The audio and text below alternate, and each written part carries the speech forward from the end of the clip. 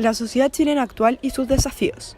El 11 de marzo de 1990 culminó un largo periodo de interrupción de la democracia en Chile, y el país volvió a contar con un gobierno encabezado por una autoridad elegida por los ciudadanos chilenos. Tras más de 20 años de ocurrido este evento, la democracia ya es parte de la vida cotidiana del país, y para numerosos chilenos es el único régimen político en que han vivido. Sin embargo, la duración de la transición es un tema que en Chile ha sido ampliamente debatido en los ámbitos político y académico. La discusión sobre el paso a un sistema democrático sigue siendo fuente de polémica, sobre todo respecto de si la transición finalizó o no. Mientras unos se esmeran en proponer distintas fechas para decretar su término, otros niegan que la transición haya terminado. Datos estadísticos de Chile a partir de 1990. Para conocer la estructura social y demográfica de una sociedad como la chilena, es necesario analizar algunos datos estadísticos como los que se presentan en la infografía a continuación. En términos generales, Chile actualmente se caracteriza por una tendencia de menor crecimiento de su población, debido a las bajas tasas de natalidad y fecundidad que está empezando a mostrar. Al mismo tiempo, se muestra un envejecimiento de la población, tendencia que debería continuar acentuándose en las décadas siguientes. Estos datos indican que el país atraviesa las últimas etapas de su transición demográfica.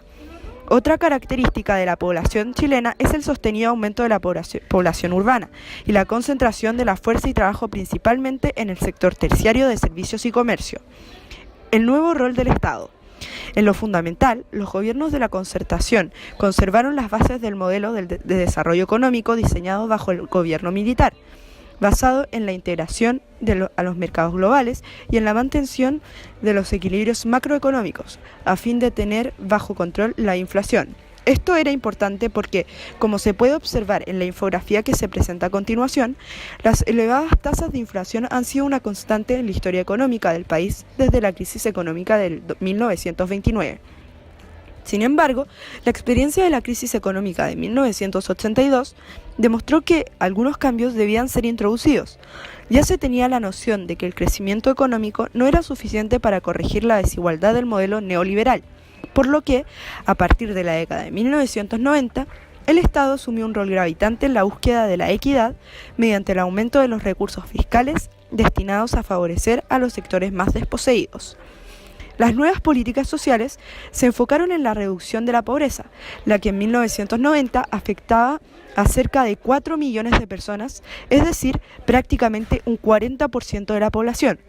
Estas medidas tenían como principal fundamento la convicción de que el crecimiento económico que se experimentaba de forma continua desde mediados de la década de 1980 debía reflejarse en la calidad de vida de las personas, por lo que el Estado debía abocarse a alcanzar el acceso equitativo de la población a los beneficios de ese crecimiento.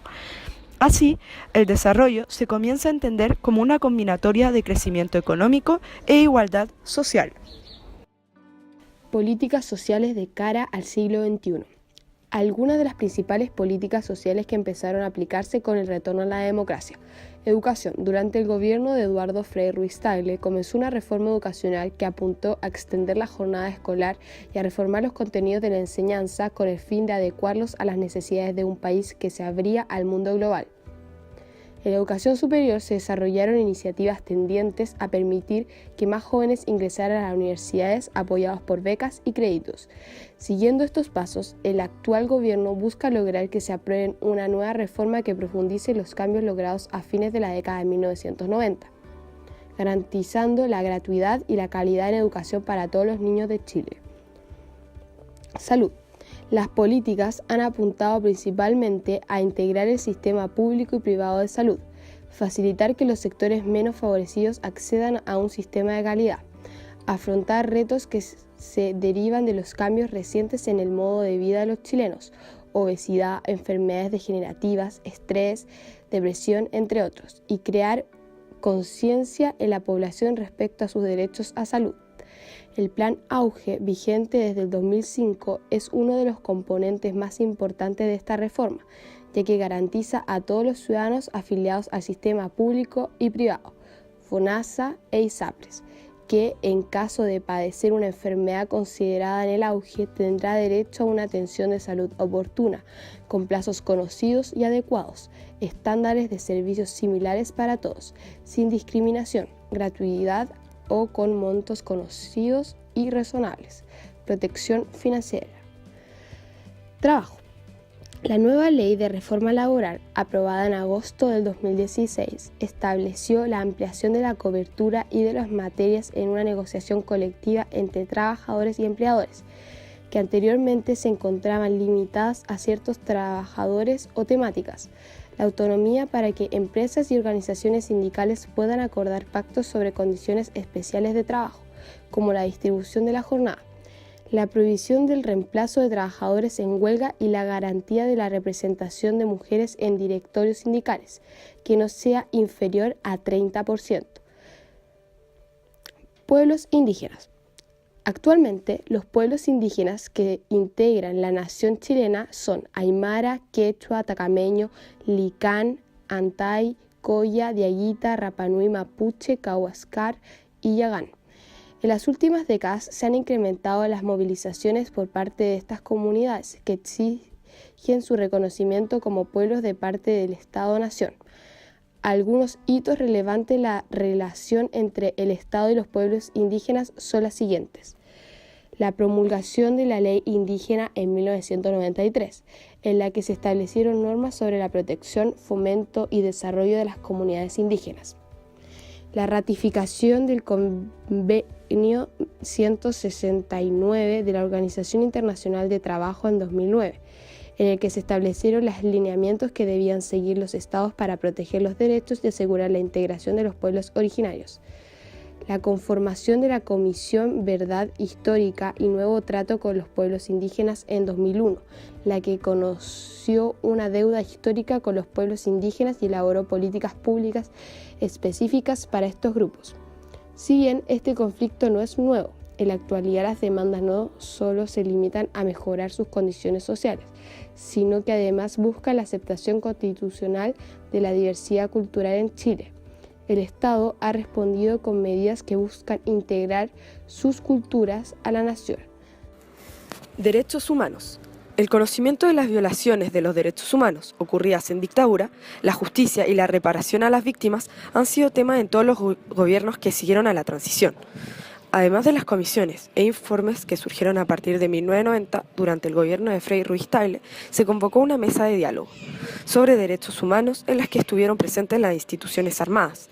Estas, por primera vez, informaron del destino de muchos de los detenidos desaparecidos, cuyos cuerpos habían sido sepultados en fosas clandestinas o arrojados al mar.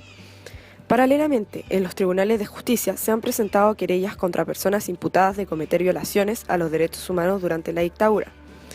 Sus casos han estado en manos de jueces ordinarios y especiales, nombrados por la Corte Suprema. Los resultados de las pesquisas han llevado a diversos miembros de las instituciones armadas a purgar penas de cárcel, entre ellos altos oficiales del ejército. Sin embargo, muchos procesos siguen en desarrollo y no han estado exentos de polémicas.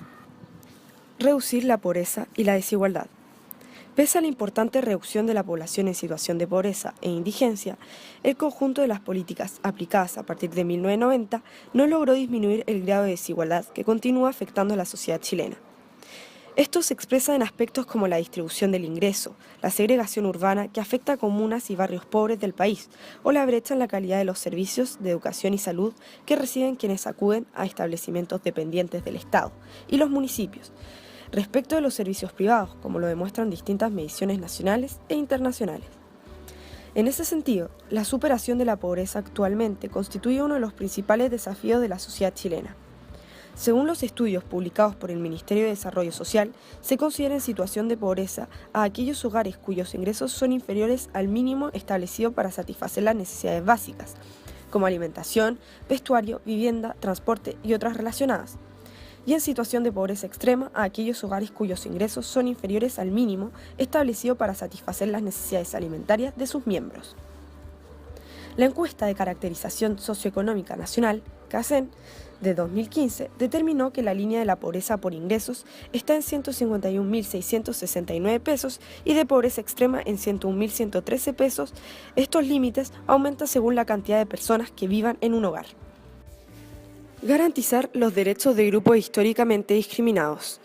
Más allá del diagnóstico que establece la existencia de estos grupos históricamente discriminados, actualmente la discusión se centra en determinar las causas que explican por qué se ha desarrollado esta discriminación, ya sea por explicaciones biológicas, sociológicas o históricas, entre otros factores, y en cómo terminar con las diferenciaciones que separan y dividen a quienes son parte de una misma sociedad.